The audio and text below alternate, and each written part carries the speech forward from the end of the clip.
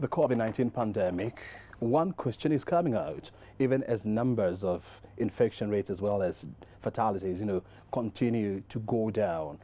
And the question that is coming to the front is, how do we deal with waste that is being generated by billions of people who are using PPEs as well as masks?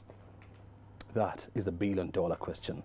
And the world over, governments are battling this question, and Kenya has not been left out.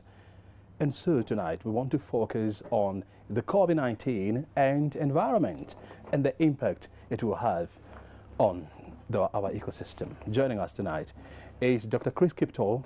He's the Principal Secretary in charge of Environment and Forestry. Thank you so very much indeed for joining us. I mean, well, the jury may still be out there, but when you look at it, how has our environment been impacted by coronavirus since the first case of the pandemic was reported here in Kenya in March? Thank you, Brian. I wish to first say that I think the world has experienced many challenges, even going through depression or recessions of the economies, but none has been seen more devastating than the coronavirus impact.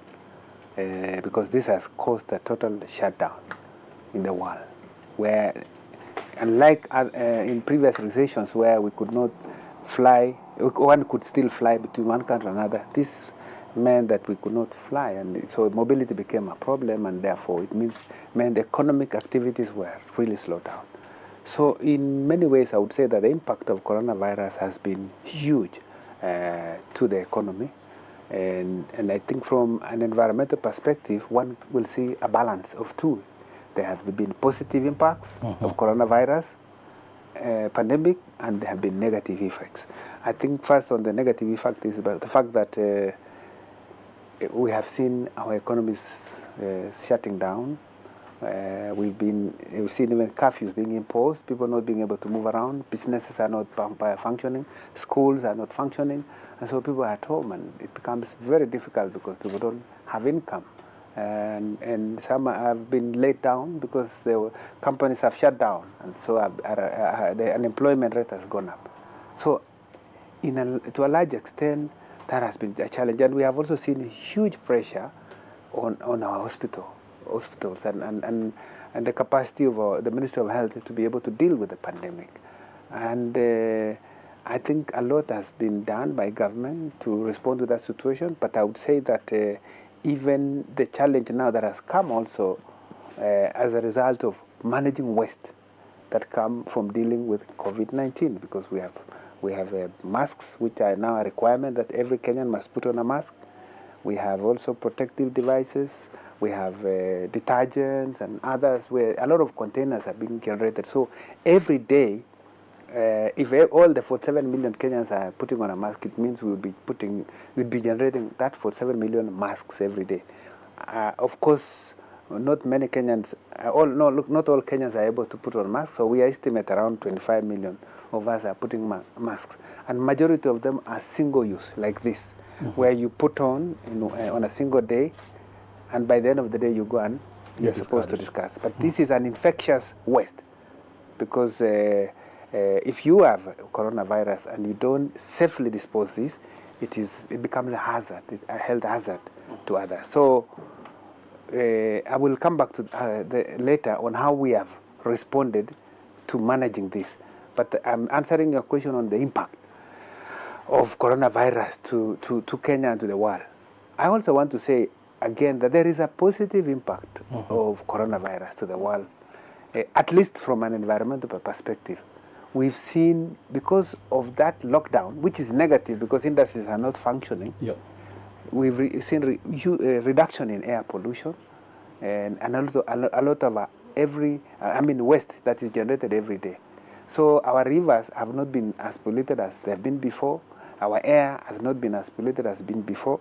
So we've seen nature flourish, especially birds, trees, and other life, other biodiversity. Has in a way enjoyed this. Even fish in the lake. And especially most of the places that used to suffer from huge pollution.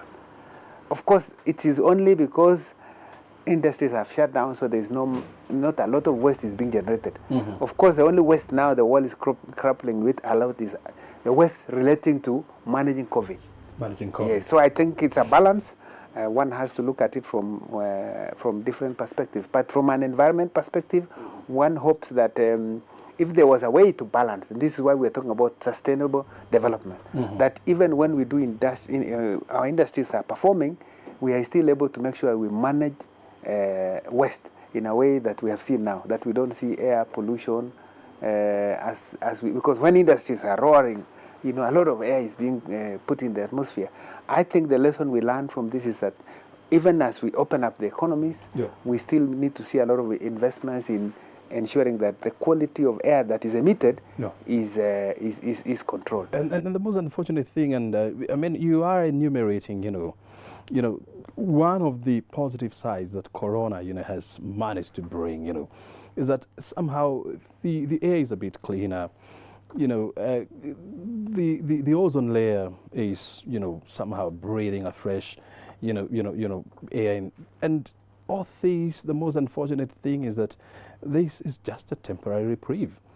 As countries emerge from lockdowns, as people start now to travel, as airspaces are now being opened, we will go back to where we are. And so the question is, what are we doing as a country, post-coronavirus to ensure that some sense of clean air, some sense of proper management of our environment, is instituted? Yes, I think this is, your question is important because I think we need to ask ourselves that the fact that, of course, the environment seems to be, in a way, benefiting from this COVID-19 in the sense that we don't see more pollution of the air and more waste being generated. But it's a temporary situation. When the economy picks up, industries begin to produce, and therefore we see more. We go back to where we were, where we see a lot of pollution and waste being generated to the environment. What is important is to be proactive and be able to learn from. We learn from the situation now and make sure that even as we open up, we now are able to deal with the situation. For instance, in our case, Kenya, we have, as a ministry, developed a policy called waste management policy. And this waste management policy has now gone to cabinet, and it is calling for a paradigm shift in the way we have managed our waste. All along we have done what we call linear approach to waste management, where we don't segregate our waste from our homes, from the markets, from wherever we are. We put them in a truck and we take them to Dandora. And when you go to Dandora, you see heaps of garbage, and it becomes a real challenge dealing with them. Now, the policy is saying we need to move away from that linear approach to what is called a circular approach.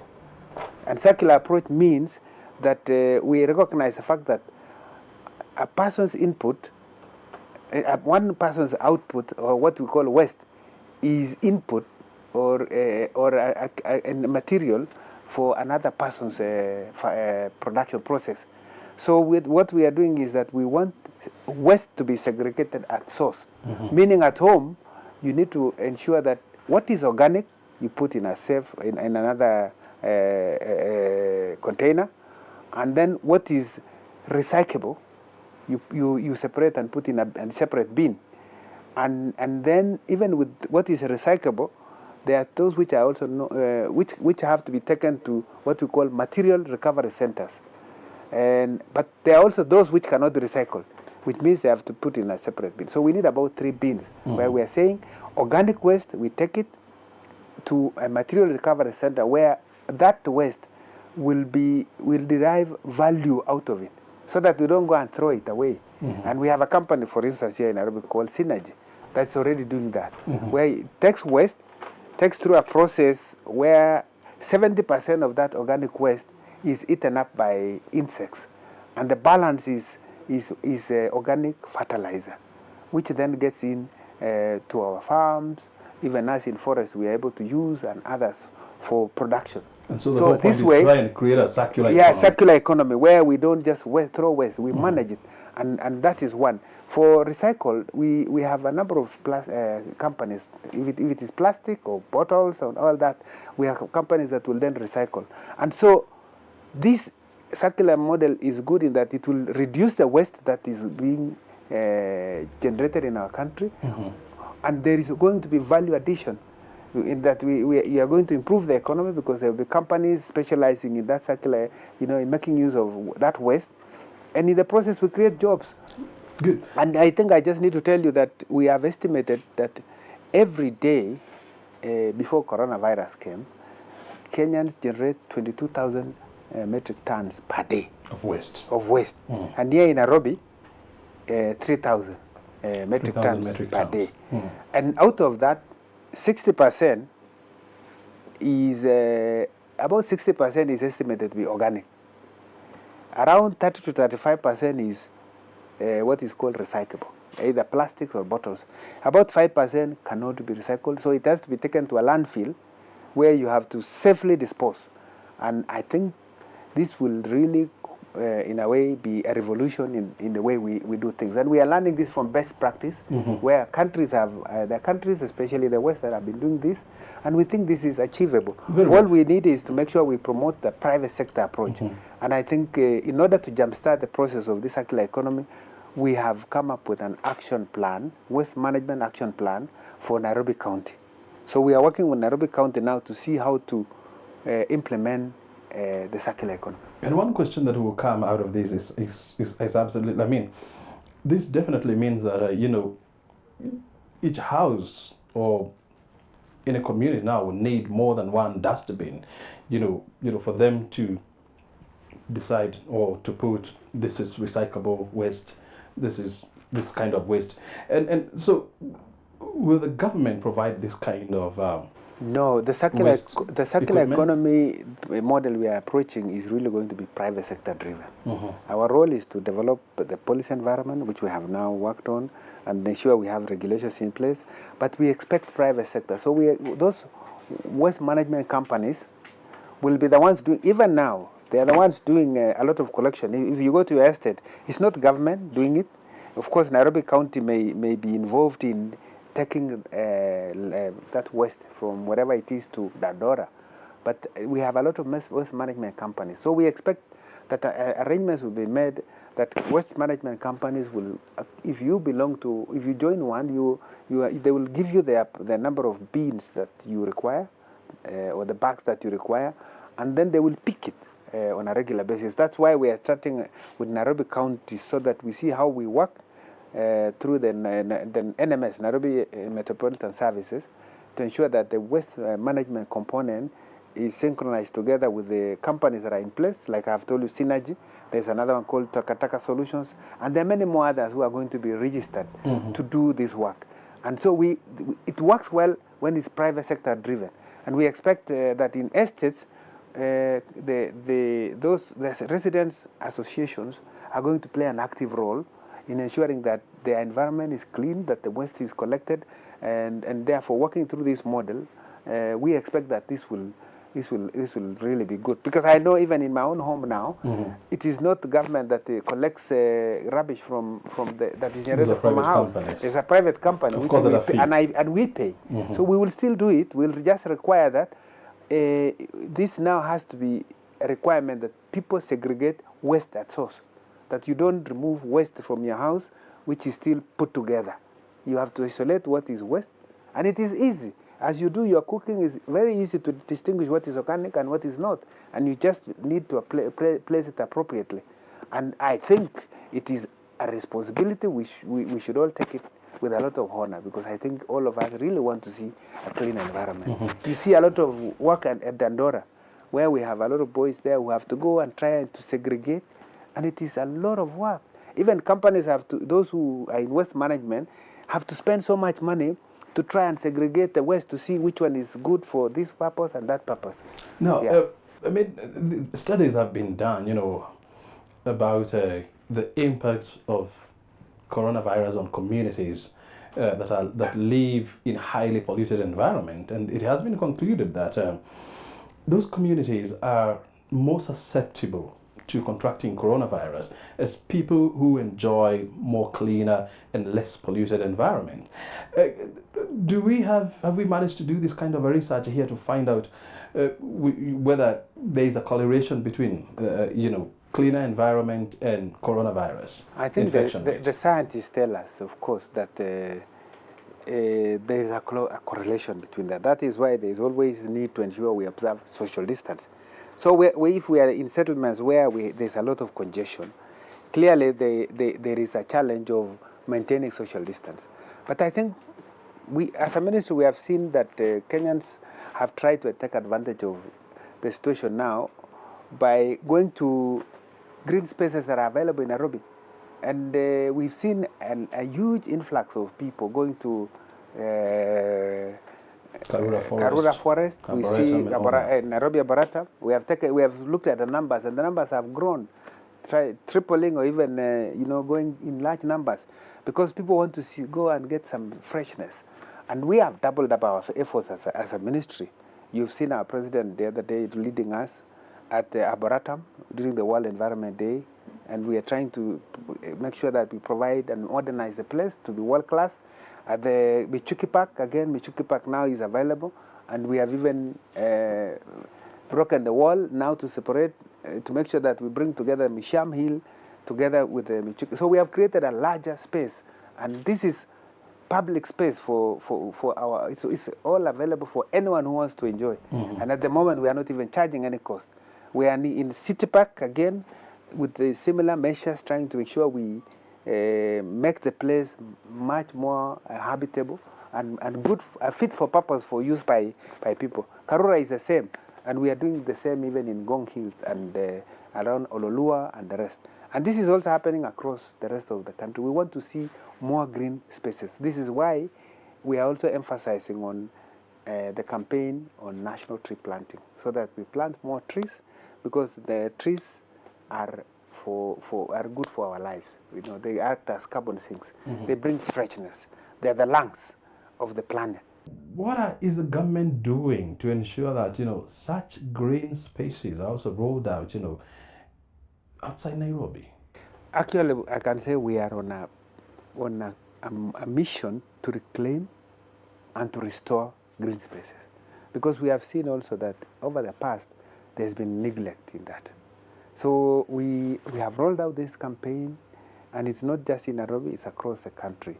And we are doing this knowing very well that we require a lot of this. So even the new policy where we require that if you have a road, we also need to have motorized transport, so that within towns we don't just have roads for vehicles and people who have non-motorized. If you are in a bicycle or a motorbike, or even if you are taking a walk, you need to have your separate path walks. And I think you've seen that no new infrastructure now is coming up that does not take into account the need for greenness. And therefore, any new roads being done are being done together with provision of areas for non-motorized transport. And we are also doing a lot of tree planting along that, so that along our highways, along any major roads, we are saying they must be green. And being green means they must be fit for purpose, for vehicles, for those who don't have vehicles. Even anyone, ordinary mwananchi who is able to work, should be able to have the opportunity. And this, you can see a lot of progress has been made in the recent past. I can tell you that there's a lot of focus now, and His Excellency the President has been leading us on this, and you've seen that we are going to be seeing more of this. And this has been embraced by many counties. We were discussing about, the waste management of COVID-related waste. What elaborate measures have we put in place to ensure that this is well handled, bearing in mind that some of these wastes is highly hazardous? Thank you. Immediately we had this challenge of COVID-19. We realized that the requirement that every Kenyan puts on a mask, and the fact that you have also to make sure that you wash your hand and sanitize your hand, means that there will be a lot of waste generated as a result of that.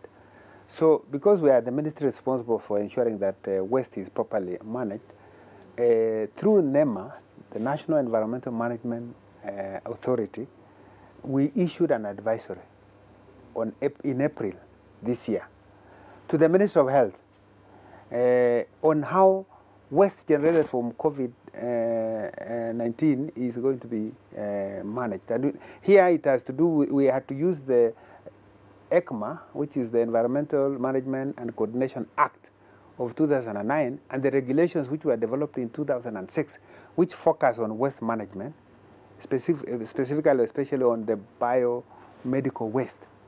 And we gave advisories on how to do that, so that we expect that once we generate waste like this has to be properly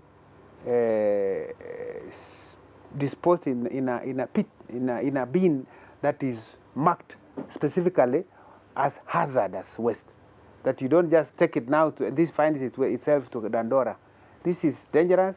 This has to be put properly, and we gave that advisory, and we have seen that advisory taken up by the Ministry of Health. The Ministry of Health itself also still gave other additional regulations, and we've seen hospitals doing the same. We have seen a lot of investments on incinerators, so that when this is generated, this has to be disposed properly. What about the public? The public, I think we also gave the same thing, because we said, how do you manage this? And it was all about management of this, segregating it, packaging, and how you safely dispose. But we actually went ahead even to say, where you are unable to do a lot of that, and our fear was we found cases of people collecting what has been used and then selling to washing them and ironing ironing them, and then going back to sell to customers who may not be aware that they have already been used. So we even said, and we have advised people to try and make sure it is not possible for anyone to use this. It's not impossible for any ordinary Kenyan. You have a pair of scissors, and you just make sure you make it impossible for it to be used. This is not anything scientific. It's just even a crude way of making sure you make it impossible for this to be recycled, because it's dangerous if this found itself being reused, especially if it is from a person who has COVID-19. But we want to thank Kenyans, because I think we have seen many homes, many Kenyans really being able to still handle this waste. A few cases, yes, we see it. But if you walk around, this country, you're not going to see, waste bins, well labeled that this is for COVID waste and this is for banana peels. So it tells you that, everything is being handled the way we handle waste in this country, which is very unconventional. It is unconventional, it's true, but I think this is not just about COVID-19 waste. It is about other waste, and I have told you that we have recognized that has been a problem in the way we have managed, and that is why we are saying, even at source, we try and segregate. So even where you have things like this, where you have waste for single use, out of protecting yourself for COVID-19, you need to safely manage that. And we have given regulations and advisory on how you safely manage that. Then from your house, it is put appropriately in the bin that is marked appropriately, and it is taken to a safe place where it is destroyed. Of course, we appreciate the fact that not many people will have this. And that's why we have said, and of course, that's going to be a challenge. It's a challenge we have to cope with. How are we going to deal with it? I think more is education and awareness. Like today you have called me on this program, and I'm using this opportunity to tell Kenyans that this waste that we generate, we try and manage it, especially what we call hazardous waste. And it is possible that even though you don't have a separate bin, which is marked as hazardous, you can still make sure you safely wrap it well in what is not what cannot leak, what is called leak-proof. If you can have anything that you can mark it and then you safely dispose it, I think you will help a lot to make sure that we don't spread coronavirus. And I think our experts in that field have given the advice. The Ministry of Health have given advisories, and they are the ones who will tell us how to manage it. And I think those guidelines have been given. All we are doing is to make sure that Kenyans follow the guidelines. And I think to a large extent that is being complied. I haven't gone anywhere in Nairobi where you just get in without washing your hands. I hardly see people walking around without practicing social distance, even when you don't have a mask. But there is a lot of effort to practice social distance. In the interest of time, I mean, what lessons have we learned in terms of, environmental management from coronavirus that we are going to uphold going into the future? Going forward, even as we come out of the coronavirus situation, we are hoping that this policy, new policy on waste management will be improved. Kenyans are going to embrace it, and that no waste shall be just taken to the door. That we will make an effort to segregate what is organic and we can derive value of it, we do it, and there are companies who will do it. What can be recycled, let the companies that recycle do it, and we generate jobs out of that. But more importantly, let's also now go for more green spaces, that we do not have all our land being put for infrastructure, for schools, for industries, and we don't have enough land for our forest. Good. Yes. Thank you very much indeed for joining us, and thank you for sharing your insight with us. Thank you very much, O'Brien. Very good. You see, primatologist and anthropologist Jane Goodall said something very interesting sometimes in June, that the earth does not need us for its survival, and it will be there whether we walk on it or we do not. And so it is up to you and me to ensure that we manage our waste in a better way, to ensure that we walk on a cleaner world and we leave behind a cleaner earth tomorrow. You have been watching Inside Government. My name is O'Brien Kimani. We have been talking to the PS in charge of environment and forestry, Dr. Chris Kiptol. Thank you for your time. See you on Thursday, same time. Good night.